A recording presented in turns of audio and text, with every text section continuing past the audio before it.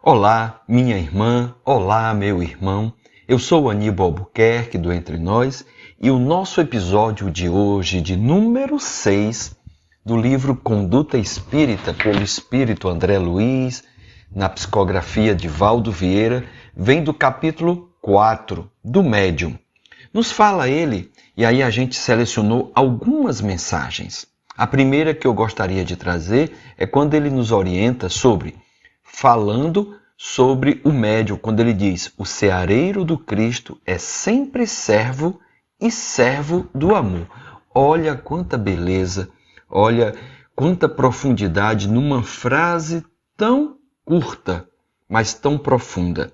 Devemos nos lembrar para que possamos ser instrumentos conforme Jesus nos ensina e nos pede.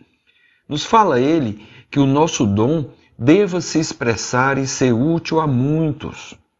Nos lembra Jesus e nos convida para que sejamos o sal da terra e a luz do mundo, como ele falou no Sermão do Monte. Ele falou desta forma, expressado em Mateus, no capítulo 5, dos itens 13 a 16.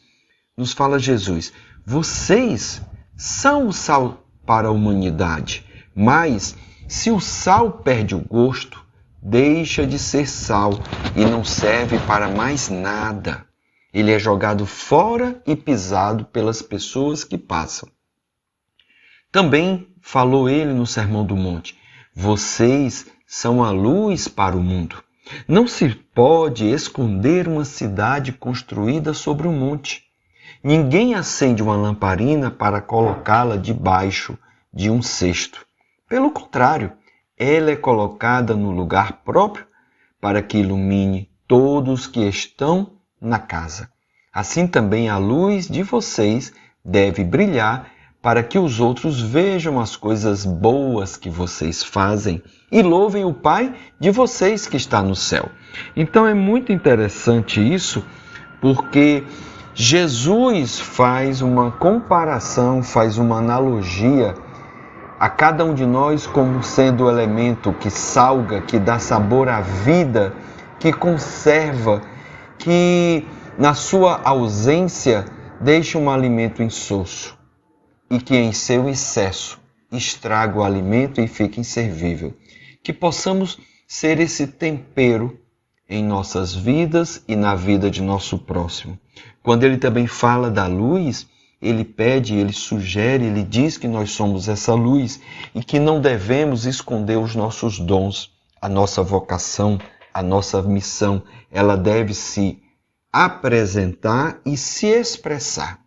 E essa luz, ela deve ajudar o outro conforme a sua necessidade. Devemos graduar essa intensidade conforme a necessidade do outro e não a nossa. Não devemos ofuscar estes irmãos, mas sim ajudar a iluminar o seu caminho e que ele possa, como também ele tem a sua luz e também é o sal da terra, possa ele dar sabor, possa ele ter sabor, possa ele iluminar o seu caminho e agora também de outras pessoas. Nunca nos esqueçamos disso.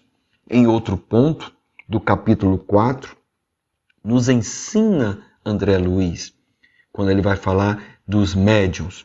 Ele diz que a gente deve preparar a própria alma em prece e meditação antes da atividade mediúnica. Como isso é necessário, como isso é importante. Porque precisamos, mais do que nunca, entrar em conexão com os dirigentes espirituais da reunião mediúnica e também consigo, para uma melhor percepção e interação espiritual com todos, como mentores e espíritos comunicantes. E isso é necessário, porque senão nós não conseguiremos entrar nesta sintonia, ter uma melhor percepção, captar a mensagem ou expressar melhor os sentimentos, as emoções e o que aquele irmão necessita. Então, nos preparemos em prece e meditação antes da atividade mediúnica, que ela muitas das vezes é no dia a dia. Outro ponto que esse irmão maior nos alerta no capítulo 4 do Médium, é quando ele diz: controlar as manifestações mediúnicas que você veicula, reprimindo quanto possível respiração ofegante, gemidos, gritos e contorções, batimentos de mãos e pés ou quaisquer gestos violentos. Olha que interessante. E isso, meu irmão, minha irmã, é o que mais buscamos trabalhar num curso de educação mediúnica. Trabalhar o autocontrole do médium e o seu autoconhecimento. São práticas de que ele necessita compreender e implementar em sua prática diária para não ficar à mercê de espíritos sofredores, espíritos que gostam de causar dor, como também perceber o que é seu e o que não é seu. Então, com essas características que André Luiz alerta para que não se expressem, como a necessidade de evitar quanto possível a respiração ofegante, os gemidos, os gritos, as contorções, batimento de mão e pé, todas essas características que ele apresenta, que são construídas pelo autocontrole, a gente encontra assim um médium mais educado para o exercício mediúnico, para o intercâmbio que se realiza, evitando desarmonias e desequilíbrios. Apesar do espírito querer gritar, querer bater, querer esculhambar, cabe ao médium ter esse autocontrole. Outro ponto que André Luiz nos alerta é que o medianeiro será sempre o responsável direto pela mensagem que se faz portador. Ou seja, ele é o autor daquela mensagem, ou o transmissor, vamos dizer assim, porque o autor é o espírito desencarnado, mas ele é quem transmite, e nessa transmissão ele tem uma interferência maior ou menor. Devemos nos lembrar sempre que não há pureza de mensagem.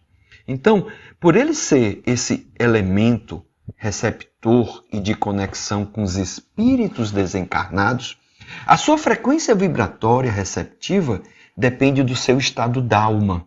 Como ele está naquele momento, das suas emoções, de como ele está se sentindo, de como ele se percebe e dos conhecimentos adquiridos e colocados na prática diária.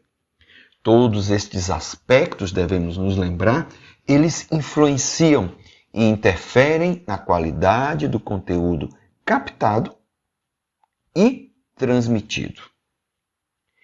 Por exemplo, vamos fazer uma analogia semelhante a uma superfície de um lago. Nessa analogia que a gente pense, visualize agora uma superfície de um lago. Então a mente do médium poderá estar calma e assim refletir melhor as imagens e mensagens ao seu redor que chegam daqueles irmãos que estão próximos. Mas, quando a superfície do lago está agitada, com muito vento, assim também é o médium. Se ele estiver agitado, com a sua mente dispersa, cheia de problemas, de medos, confuso e em desarmonia, estes ruídos, esta turbulência, essa agitação mental impedirão a sintonia e uma melhor captação do conteúdo, podendo até a sintonia se dar com espíritos com problemas, mas sem um amparo de benfeitores. Precisando assim o médium nestas situações de ajuda, podendo ser um diálogo fraterno ou um tratamento espiritual. Outra orientação que André Luiz nos apresenta é quanto à espontaneidade. Ele é o selo de crédito em nossa comunicação com o reino do Espírito. Devemos nos lembrar, meus irmãos, que quanto menor a nossa interferência na comunicação, melhor será o conteúdo trazido. Lembrando sempre que embora nós não teremos a pureza na comunicação, pois sempre teremos a influência do médium, ele é o filtro na mensagem. O animismo na comunicação é o traço do médium, é como se fosse a sua caligrafia. Eu gosto de lembrar, com relação a esse traçado, quando eu estou lá no GEP, né, no Grupo Espírita Paulo Estevão, aqui em Fortaleza, em que na abertura é feita a leitura do Evangelho do dia. Um trecho, né, do Evangelho segundo o Espiritismo. Mas façamos de conta que a pessoa que está fazendo a leitura pegou um tradutor e eu estou com uma edição de um outro tradutor. Eu observo que a mensagem do meu livro não é igual à mensagem da dele, na forma da escrita, na construção do parágrafo, nas palavras utilizadas, são empregados sinônimos. A mensagem num todo é a mesma, mas a forma como é expressada, ela é diferente. E às vezes é tão diferente que eu paro de fazer a leitura da minha edição para ouvir melhor a edição que é lida. Então assim também é o médium. Ele traz o seu viés, ele traz a sua bagagem, o seu conhecimento, a sensação que ele está no momento, as interferências mentais que ele possa estar tendo, suas ou exteriores. Então, o mais importante é que o médium seja o mais espontâneo possível. E isso, a prática, a educação, com o desenvolvimento mediúnico, com o tempo, nos ajudará bastante. E por último, nos lembra esse irmão, dizendo que o médium deve fugir aos perigos que ameaçam a mediunidade, como sejam a ambição, a ausência de autocrítica, a falta de perseverança no bem e a vaidade com que ele se julga invulnerável. O medianeiro carrega consigo os maiores inimigos de si próprio. Olha que interessante! Esta mensagem, esse trecho, essa orientação com relação à conduta espírita do médium, trazida por André Luiz, mostrando que o médium, o seu maior obstáculo é ele mesmo. Isso é tão interessante, eu gostaria de lembrar uma pequena frase, um pequeno trecho da obra Vivência Mediúnica do Projeto Manuel Filomeno de Miranda, onde eles orientam e alertam que o mais forte obstáculo à utilização da mediunidade é o conjunto de imperfeições do médium. Então, nós, como trabalhadores da mediúnica, devemos trabalhar pelo próprio aprimoramento íntimo, constantemente. Então, meus irmãos, este hoje foi o nosso episódio, vindo da obra Conduta Espírita, capítulo 4 do Médium. Espero que estes conteúdos estejam sendo úteis para você. Eles têm sido muito úteis para mim. Gostaria muito que, se você pudesse deixar seu comentário, sua opinião, sua ponderação, observação, inclusive a sua crítica, a discordância ou concordância, será muito enriquecedor. Também faço o convite, se inscreva no canal do nosso podcast para que você seja informado na publicação semanal de cada episódio. Também, se isso está sendo útil para você, apresente estes episódios do Entre Nós para outras pessoas, né? Será enriquecedor e nós ficaremos muito felizes. Fique em paz. Muita luz para você. E que assim